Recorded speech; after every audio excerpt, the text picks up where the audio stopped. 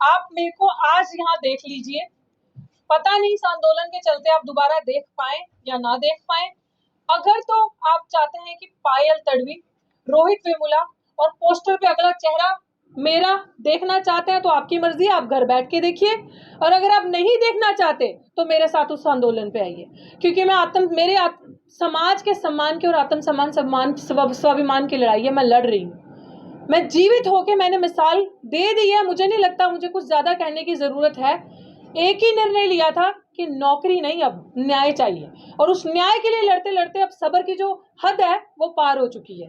इसलिए आप सबके सामने है, निर्दोष यहां खड़ा है, नौकरी से बाहर है, दिल्ली विश्वविद्यालय के अंदर जो आरोपी है, जो क्रिमिनल है, वो कुर्सी पे बैठी है, आपके सामने है। तो ये दो किस्म की प्रक्रियाएं जो दिल्ली यूनिवर्सिटी से हो रही हैं।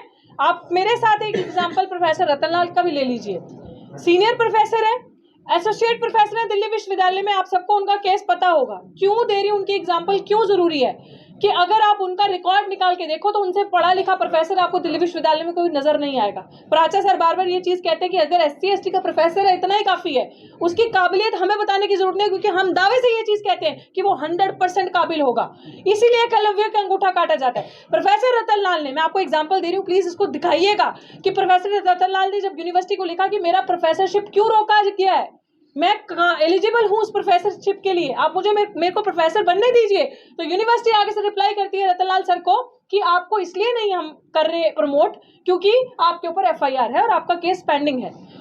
और दूसरी तरफ जो प्रिंसिपल है डॉक्टर सविता रॉय, जिनके ऊपर मैं चार्जशीट तक जमा हो चुकी है, मेरे केस में FIR SC ST के अंदर हुआ और चार्जशीट तक जमा है कोर्ट में, तो उसको अभी तक आपने वहां बिठाए रखा है, वो वहां है और हम बाहर हैं। और पर क्यों? क्योंकि ये जो जाति है ये कभी नहीं जाती, ये सिर्फ और सिर्फ जाति है, क्योंकि जो जाति से ऊपर है वो अंदर है और उसको संरक्षण मिल रहा है, वाइस चांसलर उनकी मदद कर रहे हैं और सब बैठ के उनकी मदद कर रहे हैं, और वहां पे वो क्रिमिनल बैठी है और आए दिन पता नहीं कितने दलित आदिवासियों का भोजनों का वो गला काट रही है वहां बैठे। और वहां पे जो साजिश चल रही है वो तो चलेगी।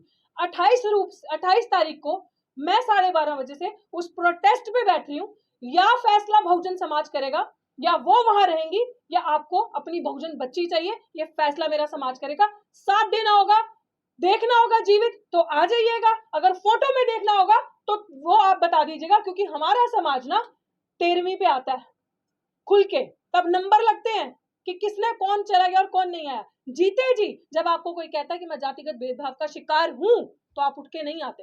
तो अब मैं भी देखूंगी बड़ा बड़ा भाषण देने वाले, बड़े बड़े नंबर लगाने वाले, कितने मेरे समाज के नेता आकर असल में मेरा साथ देते हैं। ये मेरी आप सबसे अपील है, अभी भी मैं हाथ जोड़कर अपील करूं कि अपनी बच्ची का साथ दो, अपने बच्चों का भविष्य बचाओ। शुक्रिया।